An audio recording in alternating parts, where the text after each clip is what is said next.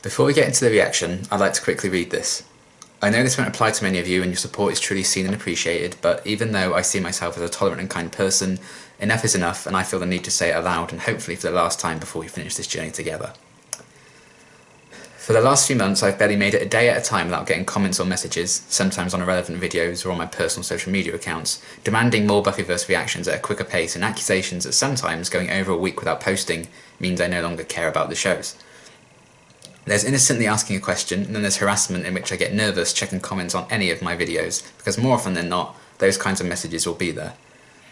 You may mean well, but please note that tone does not often come across, and you may think being vocal about wanting more content quicker is no big deal, but the comment is sometimes unknowingly one of many. It becomes a whole chorus that is overwhelming, loud and draining. I understand some people won't have seen the community post I made, saying I was using this week between Christmas and New Year to focus on the Patreon posts I'm behind on. But that excuse can only take you so far. I've kindly asked certain individuals to stop, as I cannot watch the shows any faster than I do, but they just don't. The last few weeks and months have had Christmas, New Year, preparing to sell this house and having people over for viewings, my dad moving away and having to work around him being furloughed when he was here, looking for a new place for myself to move into, being unwell, sorting out taxes for the first time, a 2-day anxiety attack and a health scare. I don't understand why he hasn't uploaded this week, he must be busy, is instead, he hasn't uploaded this week, clearly he stopped caring. I took part in a reactor table read and discussed the shows with them for 4 hours afterwards, but apparently I don't care about the shows. I'm planning a week of celebration for the final Buffy reactions to make it a happy occasion rather than sad, but apparently I don't care about the shows. I spent an hour putting together an angel-themed livestream this week with some Christmas gifts I asked for with that very idea in mind, but apparently I don't care about the shows. I've got more collaborations with reactors in the works, but apparently I don't care about the shows. When I do upload reactions, I often really enjoy the episodes and take time analysing them afterwards, but apparently I don't care about the shows. I decided to write this out properly to make it cohesive and respectful to those who are lovely and supportive so as to not waste their time rambling, but apparently I don't care about the shows. I've spent 2.5 years watching the Buffyverse, but not uploading for a fortnight means I've given up and don't care when there's only 7 episodes left of Buffy to watch. Why demand I spend 4 or 5 hours editing a reaction down multiple times to get past copyright blocks, to then just say I don't care? I'm sorry if it's news to you that Buffy and Angel aren't the only shows I do, and aren't the only shows people watch me for, even if they get me the most views. That doesn't matter. I know there are people who cherish and enjoy my journey with other shows the way we all cherish this one. I already dedicate 3/5 of my regular cycle to Buffyverse. I think it's fair to still give other shows their fair due, even if you don't watch them or if they're not as popular or don't matter to you. They matter to someone, even one person, so you can be damn well sure I take my time to make every reaction I film the best it can be. I get being excited and I get being frustrated having to wait sometimes, but bear in mind we all have our own lives and things going on. Please don't assume anything about my life and my time just because you're not getting what you want fast enough to please you. We're so close to the end of a beautiful journey, and is it too much to ask that we just enjoy the good old days while we're still in them? I do with my channel what makes sense for me and my health. Of course I need to expand the channel if I want it to grow, if I want to escape the pressures related to other shows for a while. If that's not good enough for you, then thanks for watching, and maybe you prefer other channels more suited to your specific needs, but I have a feeling that might prove challenging without starting your own channel, and the perspective that would give you. Again, I know the majority of you are wonderful, kind and patient with me, and that truly means the world, so thank you. And I know people will say to ignore them and get on with it, but when I spend 8 to 10 hours a day on my channel, planning, filming or editing, it becomes a huge part of my life. It's basically all I do some days. So to see that get spoiled on almost daily basis breaks my heart and soul, and sometimes my spirit. We all have those days. After such a hard year that no one could have predicted the shake-up it would bring to our lives, I asked to be considerate and patient in trying times, and I do my best to pay you back in kind. A lot of you already do that, and in my eyes you're absolute stars. But with such a disruption to my day-to-day life and how some people respond to hours of work I put into something that may not appeal to them, something had to be said. Thank you for listening, apologies that I felt the need to do something like this again, and I hope you enjoy the reaction. That could more Buffy, this is episode 16 of season 7.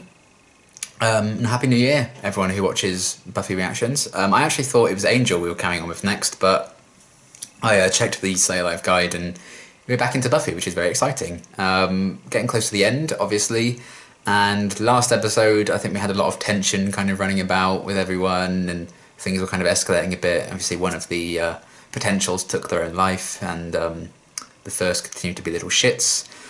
And we've got a vision at the end there. Well, we learned a lot about how the first Slayer was made, which was really interesting and cool. And then the ending, we saw that there's like an army of those uber vamps ready to attack at some point, which I assume is like this big final battle we're going to be building towards. Wood, everything going on with him in the background as well. His mum was one of the Slayers that Spike killed. That's going to be a bit of a slow burn, so I don't know if they're going to be exploring that in this one, or we're going to be focusing on other things. I don't really know.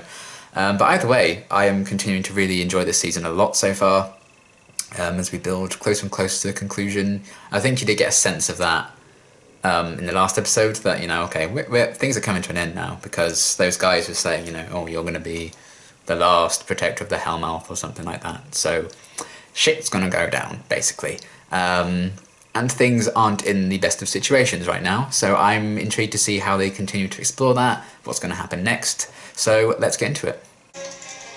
Oh, Jesus. Oh, hello there, gentle viewers. I knew he was going to choke on that. It was Okay. cold last night, and the wind Fourth wall, where are you? make her his own vampirical spawn. Let's rejoin them now to see.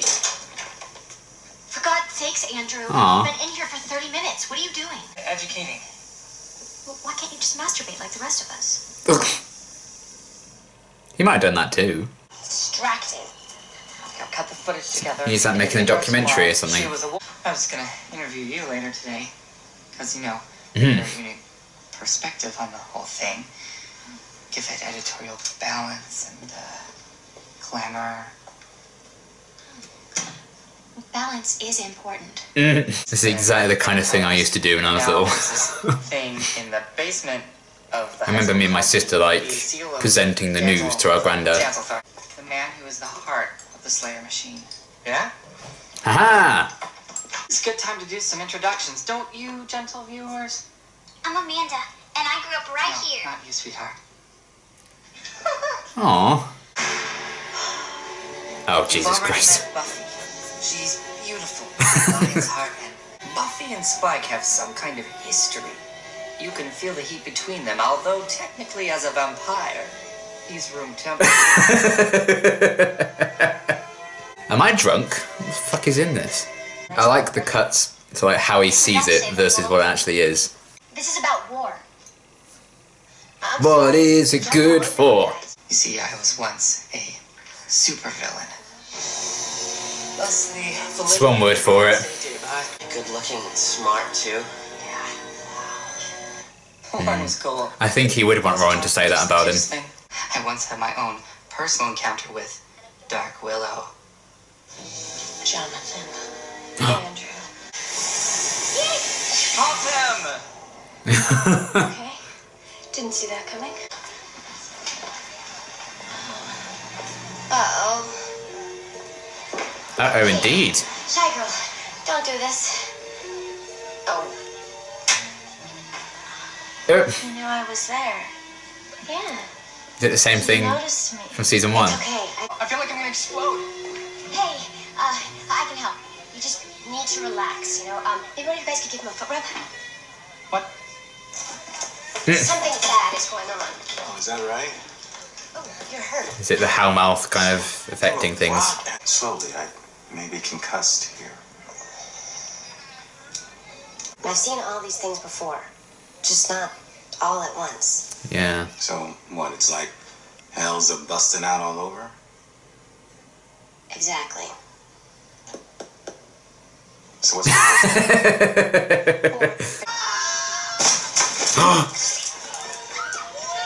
Really should have had that foot rub.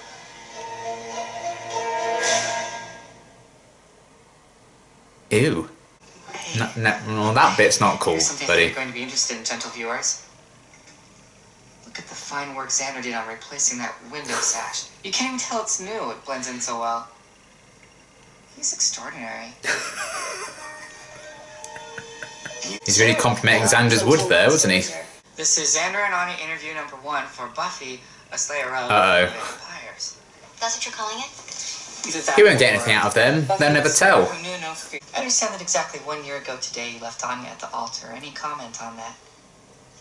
Whoa, what the hell? Question I 1. think people will be interested. I know I am.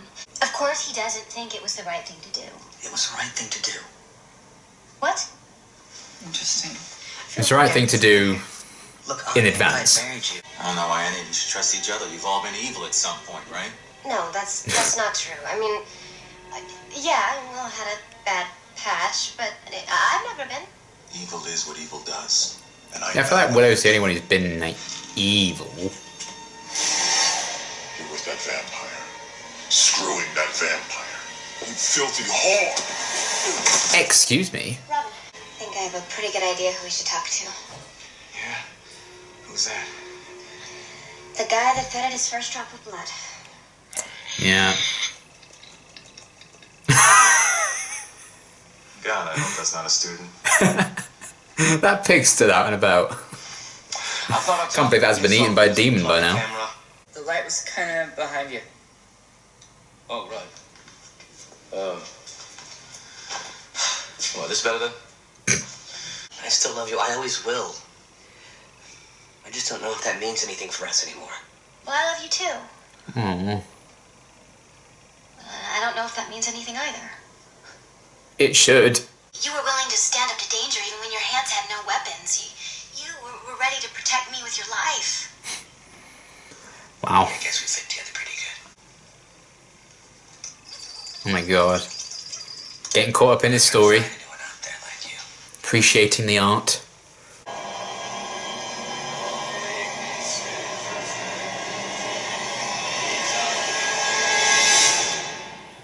Maybe glowing means good. Oh, this is when they're on the run. I deserve this. I wasn't even that evil. I thought you were evil. Yeah? Sure. And then you did deserve it. Sorted. Can't I have a cool, refreshing Zima? No, Zima. Zima? Just talk. Like Deke You're from the Agents of first S.H.I.E.L.D. one to uncover- Did you get the knife? Sod off. The trio. Living as gods. We are gods, we are gods, we're gods. Go back. What was that part again? You mean this part? We are That part. The seal responds to this language somehow. Or the first wouldn't have needed the knife. Andrew knows the language, can really talk to it, maybe give it commands. Oh dear. Well, it's still a brand new building. Look at it. Aw. Looks to me like it happened after all. Right. Check out Spike and the principal. There's something going on there. Sexual tension you get cut with a knife. Like that he's making his own subplots up. They'll hear you. Buffy, they're all the way down. Oh, Jesus. Oh God, struck down before I achieve redemption. At least he wants redemption. Oof. God, the Ofsted review for this place is going to be terrible. We make our way down the stairs carefully. Making my way downstairs. Stop it. You stabbed Jonathan to death. What were you trying to do? Scratch his back from the front? It was confusing.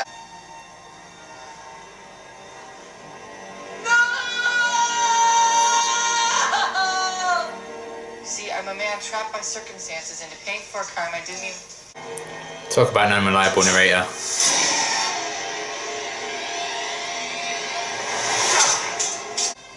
What have I done? Get out of my brain! My God. Uh-oh.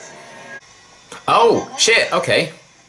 That was nice. Too Happy bad. anniversary. Like, felt like it one more time. I think maybe we're really over. Oh.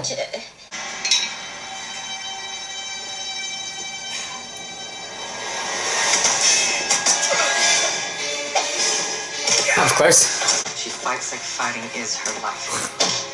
Fighting is her The life. air she breathes, and She knows never that gets a break. there is no- Not the blood of the person that awoke it. You. Different kind of deal. It reverses the whole thing. So, You can't how much spout about him being a murderer and then murder him. gonna Is it? I don't know. Is it a ploy? You make everything into a story, so no one's responsible for anything because they're just following. It's easy to deal with if it's not real in his head. Good people are going to die. Girls. Maybe me. Probably you. Probably right now. Don't. I pretended I thought it was him, but I knew it wasn't. This is what Jonathan felt.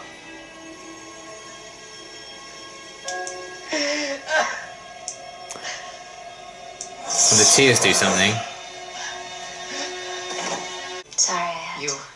So you weren't really gonna stab me, were you? I wasn't going to stab you. Get that camera back out, though. I was going to say, I didn't think that was the tone of the episode for her to just murder him there. I don't even think I'm gonna live through it.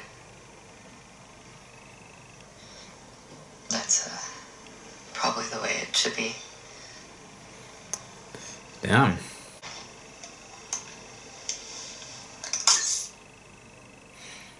Well.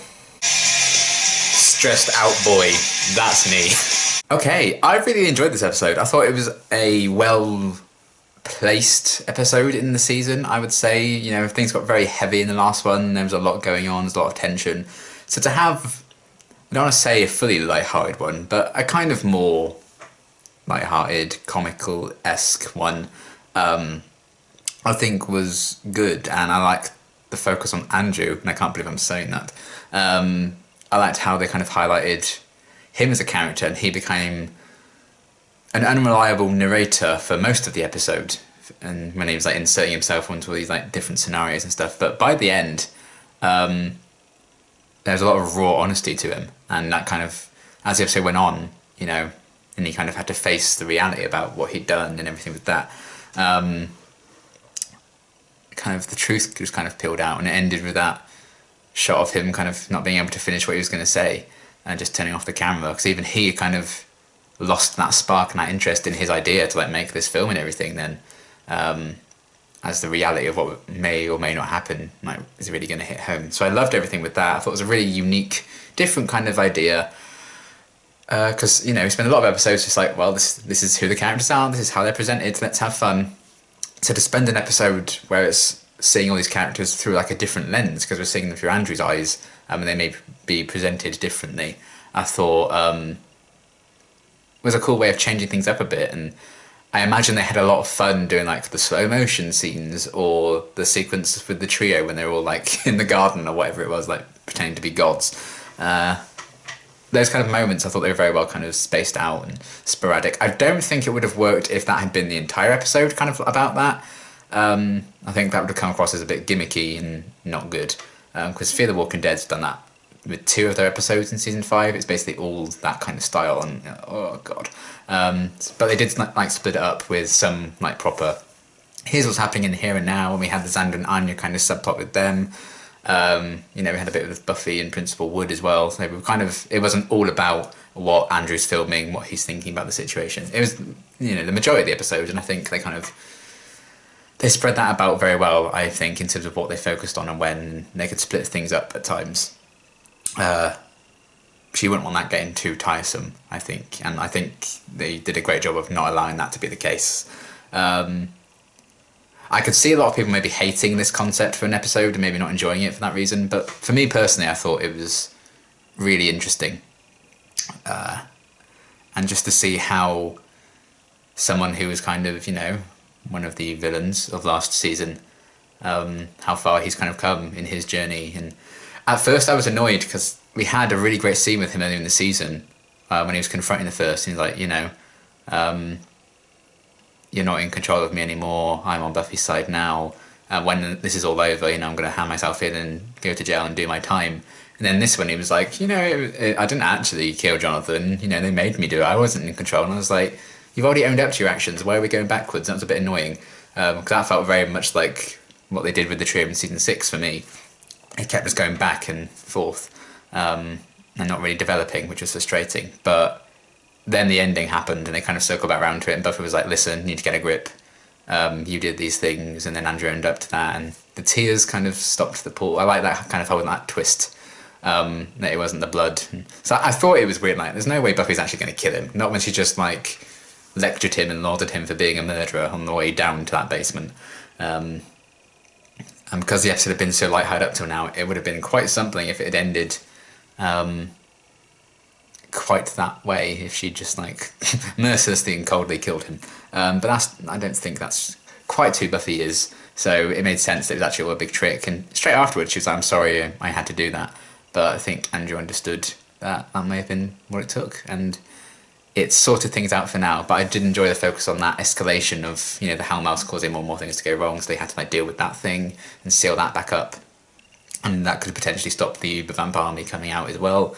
So that was really cool. And there was plot development in that sense. It wasn't just like a one-off kind of thing, just focusing on, here's the hijinks that are going on right now. There was a lot of kind of development for Andrew, I think, in his arc, and a bit of insight into how he is as a person and how he fits in now. Because he for some reason, he had to film all those sections in the bathroom, and everyone was like waiting to get in. So, you know, not ideal. And there's a whole issue, you know, I hope they all got like permission to be filmed and stuff, otherwise there's a bit of invasion of privacy there. But, you know, we saw a lot of this time. I think they were fine with him filming. They may have been annoyed by him filming, but they weren't outright saying, no, you're not allowed to do this, I'm not comfortable with this. So I think it's safe to say that was all fine and dandy, for the most part anyway. And even then, you know, when I thought, oh, that's not okay, you can't film those two kissing, he was actually examining Xander's woodwork on the window. So there you go. That was quite funny. So yeah, I enjoyed that, and the fact that why wouldn't he just like film those sections with the camera, his introductions and stuff? Why wouldn't he just film that in his room or something? Or, you know, where the hell does he sleep? If he feels the need to have to shoot that in the bathroom, does he not really have a place because he doesn't quite fit in? Like, does he just sleep on the couch and he couldn't quite do that there because it would have been too noisy with potentials running all over the place? So in a way, that's kind of sad that he felt the need to do that. But I enjoyed like the visions of how it looks, how this whole documentary looks in Andrew's head, with like him all dressed up, sat by a fire, smoking a pipe. The trio was like gods and everything, when they're like doing all these science experiments. The slow motion shot of Buffy like twirling around, and you know, he kind of has this vision of what it all looks like in his head, and then it cuts back to the reality, and you see exactly how it's going. I think that also helped ground the episode and not make it seem a bit too silly. So I enjoyed that kind of aspect, because I think that's very relatable for you. Like, oh yeah, I'm going to do a painting now, this is how it looks in my head, it's going to be really cool. And you actually do it and you're like, oh, that's not anything like what I hoped it would be, it's not as good. So that kind of thing I really enjoyed. And it's the kind of thing I wish they'd done with the trio as characters last season, to kind of spend a bit more time with them and humanise them a bit more, as opposed to just making it like the comedy shtick. And there was potential with that with Dead Things, when that all went down with Katrina, I think her name was, maybe. But I feel like they just kind of forgot about that, and they just went back to the human hijinks with them. And I was like, that's a really good time for development that they didn't take. This time, they're actually, I think they are developing it. And we saw a bit more of a serious Andrew in this one. I liked him wanting to like change the story a bit, change the narrative, so he seemed a bit more badass, or it wasn't necessarily his fault, because deep down he was fully aware of exactly what was what was going on. He knew Warren as the first wasn't actually Warren, and you know, he killed his best friend and everything. And him owning up to that and accepting that was really cool. Because we've seen a lot of characters, you know, Willow's still kind of seeking redemption for everything she did, Spike's still seeking redemption for everything he's done, and he probably will continue to do so when he finds out about Wood's mother, I assume. So everyone's kind of a work in progress, and I liked the focus on that, and the link between Andrew and Jonathan and all his past and stuff was cool in this one, to see them pop up a bit, all the different versions of how he could have killed Jonathan. And, you know, in season 4 we had Superstar, so Jonathan kind of made himself the hero of the story, this badass hero, by using a spell. And then in this one, Andrew did the same thing, but just in his head, and he didn't use magic or anything, which I thought was an interesting thing, considering how linked those two characters really are. And to get a few glimpses of them on the run in Mexico, I thought was also a nice touch, just to see a few more things that could tie into the main plot of the episode with the knife and everything. And we got a bit of lore as well, so it's not like we didn't get a lot of advancement, which I enjoyed, just to see what that dynamic was like with Andrew and the First in the earlier days of their plans, and how Andrew and Jonathan were, they were still quite there for each other, against everything, being on the run, I imagine that did kind of bring them quite close together.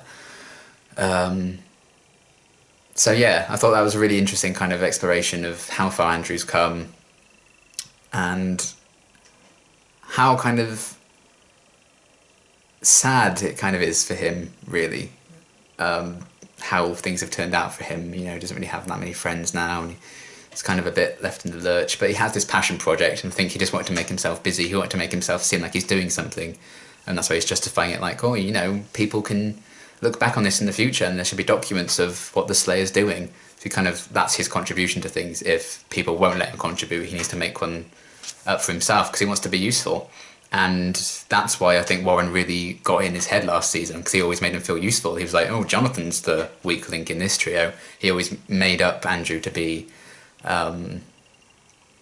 really important, and that's kind of why he always was on his side.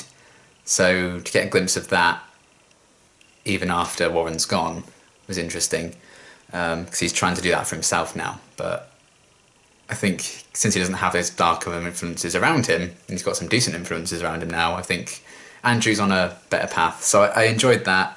And all the different fantasy cuts between, the backs and forths of when they randomly cut to Andrew just like staring at the camera and stuff. Really well edited, I thought. It added a bit of humour to things if they were, getting a bit crazy. And I just like the idea of itself of like doing a Buffy documentary, Buffy the Slayer of Vampires. So that was cool. It was a neat little different kind of experimental episode that I did enjoy. And I think it kind of gives a bit more closure to the whole, Jonathan death thing, even though, it doesn't necessarily bring him justice for what happened to him. Andrew really, you can get the sense that he really has to live with that now. He really is burdened with it. He said it in the episode, I'm a man burdened, and I used to be a supervillain, and now I'm changing my ways, I'm seeking redemption. But he was saying that then, because it was like, oh, this is really cool, I'm kind of a really cool protagonist who needs to seek redemption, and I went down a dangerous path, but now I'm on a better one. And then by the end he was like, that is true, but it's not all glamorous like that, it's just how it is, and now I might die because of it. And just, the subtlety of turning off the camera, and like, that's it. Just seeing that kind of passion that he had at the start of the episode about the project, to see that kind of fade by the end was very interesting, because now it's shit hit the fan and it's serious for him. So I liked that journey. I thought that was very well done. And again, with the Warren thing, the fact that I think there's been a lot of undertones with Andrew having feelings for Warren. I think we definitely got a lot of that in season 6, and I think there's a bit of that in this one as well. The fact that instead of focusing on Willow and Kennedy kissing on the couch, he was like, oh, Xander's wood, isn't he a marvel? And we had, Spike through his lens was shirtless and slow motion. So I think that's also kind of some undertones there. I don't know if they'll ever explicitly go there with that, but I think it's clear what they're doing. And during season 3, people kind of said similar things, I think, with Faith and Buffy, kind of a lesbian undertone to that relationship, which I could definitely see as well.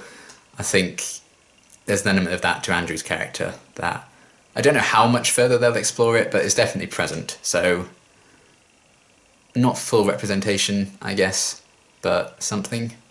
I mean, I can't really, I'm not part of that community, so I can't speak as to how this representation and representation even kind of lands with you. Or do you feel like it didn't, go far enough with it, and they should have just said outright what they're going for? So, I feel like they are hinting very strongly that Andrew's gay, and they're just not committing to that. So let me know your thoughts on that, and if that's what you get as well. So I think there's a lot of that, and there has been a lot of that, which could be an interesting facet of his character to explore, but it is also good to focus on the redemption side of things, because that's the serious issue at hand with things as they are. So yeah, everything with that was cool, and then to see Sunnydale High kind of fall to shit as well, because things are getting worse and worse. The students all turning on each other, being vandals, and that problem seems to be momentarily fixed, but obviously the first is going to have more plans to wreck things up. So I'm looking forward to seeing how that's going to escalate. I liked the moment where Wood had the stake and he was about to go for Spike, and I don't think he was possessed or anything then, he was just like, for my mother, bitch! But then obviously he got knocked out, so, well, knocked away, not knocked out. So that ongoing arc continues, and then the Xander and Anya subplot with them. I like how, you know, the thing with Andrew and his filming and everything did tie into kicking off this subplot, and then it kind of became its own thing. So we had a bit of crossover because clearly Andrew had to watch that conversation between them so often he memorized it, so he's just mouthing the words along with it, which I thought was very interesting. I don't know if he's like invested in the romance there, he just likes the idea of the romance behind it, or again it's just his passion for that project at the time. He's like, oh, this is going to be such an amazing sequence in my documentary when we get to this bit. And so we saw a few moments where he's like forming subplots in his head, like talking about sexual tension between Spike and Wood, again kind of those undertones. So I liked everything with that. But then it still became its own thing, and we just had scenes where it was Xander and Anya just talking or sleeping together or whatever, and, you know, it wasn't being filmed or anything, it was just them. And I think it's just the end for those two, which is sad. I was hoping they'd work it out, but I also kind of get it. It was interesting that it had been like a year to the day. This is episode 16, and I think episode 16 last season was the wedding episode, wasn't it? So that's kind of cool. To just see things are different and the same between them, even a year on. There's still kind of a spark there, but it felt like one last time for them when they kind of hooked up again. Even though they still love each other, maybe, you know, they can love each other, but they can't act on it, I guess. They love each other, but they're not maybe necessarily in love, in a sense. But there's going to be that deep affection forever in there. I liked that. And they're kind of saying, oh, I'm never going to find someone quite like you, am I? That felt very real and human. And it's a tragedy of the timing, really, because I like Xander taking responsibility, saying, oh, yeah, I needed to apologise for it. But I wish he kind of said, you know, I should have said that to you about 5 or 6 months before we got married. Or any point before the actual wedding day would have been better than just, you know, jilting her. But it was cool to get that tension that's kind of been, again, bubbling under the surface for a while. I think episode 4 addressed it a lot, the Anya-centered one, but this felt like closure to that arc, which I did enjoy getting some. As sad as it is that maybe they're not going to work things out long term, and they may not get back together at any point, it felt like a sweet conclusion, and the fact that they are still going to be in each other's lives, they clearly still care for each other very deeply. And they are changed and better because of that relationship, even if it's not, you know, going to last forever. I don't think a relationship that ends doesn't mean it's unsuccessful, because it has changed both those two for the better. You can see how far they both come from being together, and that relationship still overall, despite the ups and downs, had a positive influence on their lives, and I think this episode highlighted that quite well. You know, I think if Xander hadn't, you know, experienced what being in love was like with Anya, he may have still been quite immature and not fully grown into himself yet. And Anya would be a lot less human, I guess, and maybe, you know, may have gone back to being a Vengeance Demon full time and never made that switch back, but she kind of learned that empathy and sympathy for other creatures through Xander and the Scoobies. So I liked that. It's sad. I have mixed feelings on it because I would like them to get back together, but I don't think that's what they're going for, because it's a couple in a Whedon show. Nothing lasts. So it's not really the most surprising revelation that they're probably not going to work things out. But they had their time, and yeah, like I said, just because a relationship ends doesn't mean it's not a good one and not successful. It was an excellent relationship that didn't last forever, and I think they got that across very well. So it was a very sweet subplot, and I'm glad we got that, 'cause, you know, there's so many different like narrative threads going on right now. They probably need to tie some up before we get to like the final episode, because then it'd be like really clogged with things to wrap up, I assume, if they had to type an entire show in one episode. So again, this is just tying into, wow, this really feels like an ending now. They're wrapping things up, and Yeah, so it's a satisfying end, if bittersweet, because I do really like Xander and Anya together. But just as this episode showcased, I think, Andrew's progress and how far he's come, how far he still needs to go. We got a bit of that with those two as well, so that was nice. And again, that whole subplot kind of spurned organically from Andrew like sitting them down and wanting to interview them for the documentary and questioning them, and then that got them finally talking about, you know, the breakdown of that relationship. So it was very well written in that sense. It flowed very well. And yeah, I don't think we ever saw like Xander in like a overly fantastical viewpoint from Andrew's perspective. He even called him the heart of like the gang or whatever, which was cool because obviously he was the heart.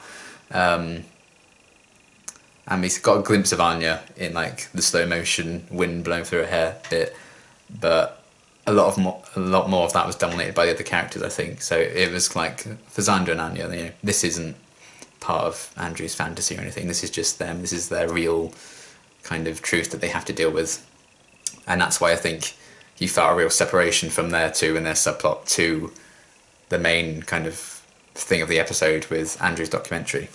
So that was really cool, and a bittersweet end to that, as most couples have in the Buffyverse, a bittersweet end. So yeah, that was all very well done, and just a really fun, interesting episode. I love the kind of idea behind it. I liked the kind of breakdown of Andrew and his character, how far he's kind of come and changed, and him coming to terms with what he's done and will continue to come to terms with, like a lot of characters have to do this season. Buffy kind of tricking him to cry, and instead of like spitting the blood, so that's like kind of stopped things, and it was good to see them kind of get a bit of a win in a way by stopping that seal and everything, after a very heavy few weeks for that gang. So that was well done. I liked everything with that. The Xander and Anya subplot was very nice, and again, a decent wrap up, if very sad. And yes, a few things still bubbling below the surface, and you know, you can get the sense that things are coming to an end, but we still have 6 more episodes, so anything could happen, but you can feel the escalation there, and what Buffy was kind of saying to Andrew near the end as well, you know, oh, I might die, some innocent girls are going to die, you might die, and then that really kind of hit home for Andrew at the end there, because, you know, he killed Jonathan, but now I don't think he's ever truly faced the idea of death in the same way than he did at the end of that episode there, and he couldn't even finish his sentence and just gave up on the whole idea of the documentary, I would assume. So yeah, really interesting episode. I love the idea behind it. It revealed a lot about Andrew's character, which I thought was very well done. Seeing glimpses of Warren and Jonathan, sometimes through, you know, the first eyes, sometimes through Andrew's eyes as like the, you know, the untrustworthy narrator. That was all really cool, and just see how Andrew views a lot of these other characters as well. Just to see them in a slightly different lens kind of breaks things up a bit, and I thought it was cool to have a more light-hearted episode after some heavy stuff this season so far. So yeah, I really enjoyed this one a lot. I could see maybe people not liking it because of like the concept of the camera and everything, but I think it was good how they broke it up with some other grounded real stuff. So yeah, really enjoyable episode. I like this one a lot, and I look forward to seeing what's going to be happening next. I believe the next reaction is to the next episode of Buffy, and then I think it's Angel after that, I believe. But it's definitely Buffy next. So until my next reaction, thanks for watching.